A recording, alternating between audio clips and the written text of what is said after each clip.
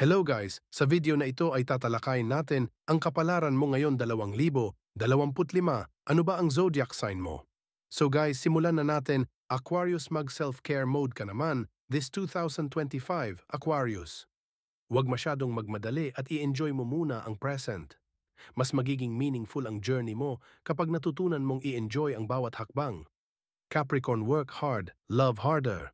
Ngayong 2025, magbigay ng oras para sa pamilya at self-care. Alam kong super hardworking ka, pero oras na para mag-balance, hindi laging work mode. Bigyan din ng halaga ang mga relasyon at ang sarili mo. Piliin ding mag-ingat sa mga sinasabi mo upang makabuo ng meaningful connections sa ibang tao. Sagittarius, may tamang panahon ang pagiging adventurous. Alam naman naming free spirit ka, pero ngayong 2025, mag-focus ka na sa pagiging committed sa love life man yan o sa goal mo sa buhay. Mas pagtunguan ng pansin ang mga bagay na magpapalago sa iyong career at personal life at tanggapin ang mga bagong simula. Scorpio, embrace change at self-improvement.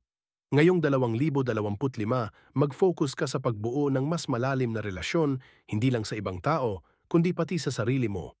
Maglaan ng oras upang tuklasin ang iyong creativity. Sumubok ng new hobbies na magbibigay ng saya at fulfillment sa'yo. Libra. Indecisive no more this 2025.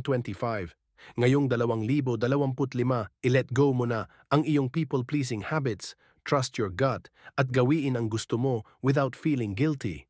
Mag-focus ka sa mga bagay na mahalaga at mag-set ng boundaries para mapanatili ang healthy relationships at balance sa buhay. Virgo, tama na ang pag-overthink. Please lang, ang 2025 ay oras para mag-relax. Hindi lahat ng bagay ay kailangang perfect. Enjoy the process at huwag kalimutang alagaan ang sarili. Huwag hayaan na ang mga maliliit na bagay ay magdulot ng sobra-sobrang stress. It's time to embrace peace of mind at itigil na ang walang katapusan, overthinking. Leo, wag nang maging magastos.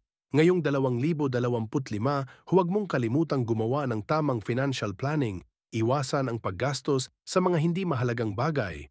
Matutong mag-reflect sa mga ginagawa mo para sa sarili mo.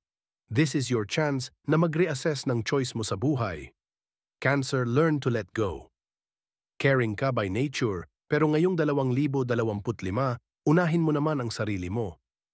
Kailangan mo nang bitawan ang ilang bagay, maaaring mga dating gawe, relasyon o sitwasyon bago ka makatanggap ng new opportunities.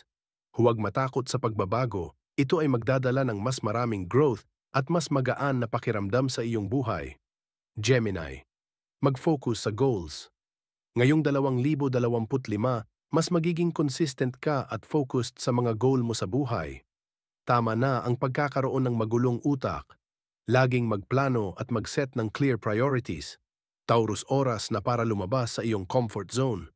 Ngayong taon, huwag matakot subukan ang mga bagay na bago.